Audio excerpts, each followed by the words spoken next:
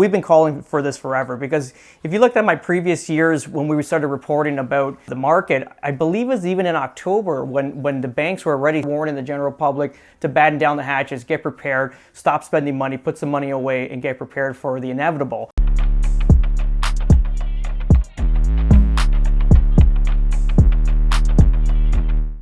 Hey guys, Steve Zalunardo here with Remax West Zalunardo Associates. We're just going to give you a quick update on year over year of what we saw with sales and what percentage of sales were down from let's say of last year to this year. So let's jump right into it, and let's just report actually of last week. So today we're September 7th. The Bank of Canada just made an announcement just about 20 minutes ago, letting us know that they've raised the overnight lending rate 75 basis points. So obviously that's going to affect more of the pricing going into the winter here. Last week we were at 13,029 units with 800 sales. The good thing with this is that inventory is coming down and sales are staying steady at the 800 mark. If you looked at the current inventory, we were at the height of the market at about 16,200 units was the height. I think at one point maybe 16,500, but we reached the height. So let's look at January. January we're about 4,500 units. And then at the height, let's say in June, July, we're at 16,200 units. In the last month and a half, 2 months, we started to tail down. Now we're at 13,000 units. So we're going in the right direction, going into the winter. Obviously, homes are coming off the market, either been terminated, expired, or they have sold. And this is what's currently happening right now. And what's happening also is there's not a huge influx of new inventory hitting the market. And people forgot how good last year was with sales and compared to this year. So let's look at January of last year. We had 6,886 sales, and then this year we had 5,594 sales. The reality is why this year was lower than last year. It wasn't because there was an appetite of buyers that was lost. It was just there was more inventory last year to supply the demand. So that's why we had more sales.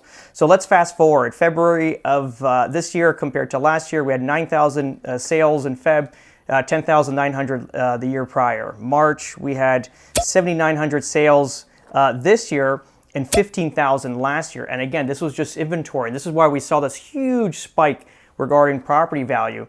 And then we get to April. April was 7,954 sales this year, and then last year was 13,611 sales. So if you look at it, sales actually dropped about 64% between April of last year and April of this year. And then let's just fast forward, get into the summer months.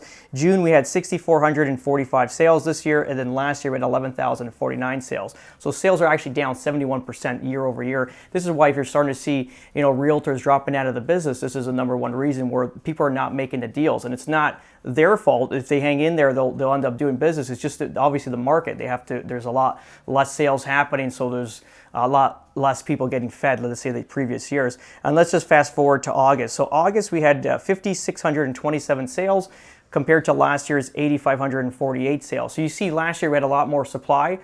Or mind you, this is obviously affected now with the interest rate hike and all the market conditions and all the bad media going on with the market collapsing. So obviously there's a fluctuation probably, let's say May of this year that started to tailor down. But we've been calling for this forever because if you looked at my previous years when we started reporting about the market, I believe it was even in October when the banks were already warning the general public to batten down the hatches, get prepared, stop spending money, put some money away, and get prepared for the inevitable, which was this year. And then, in December, we kind of looked at it.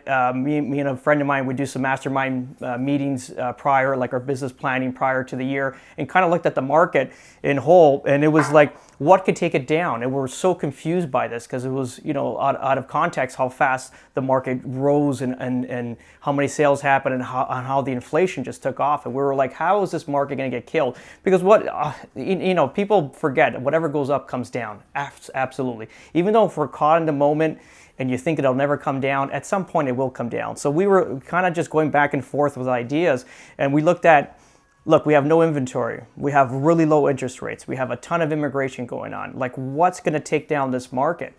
And then, I kind of thought about it, and it was basically inflation, because inflation is carbon monoxide in the air. So you can't smell it, but it kills you slowly. So what happens with inflation is that everything becomes unaffordable, and if you're on a fixed income, you start looking at your bank account shrinking to a certain point where you can't afford anything.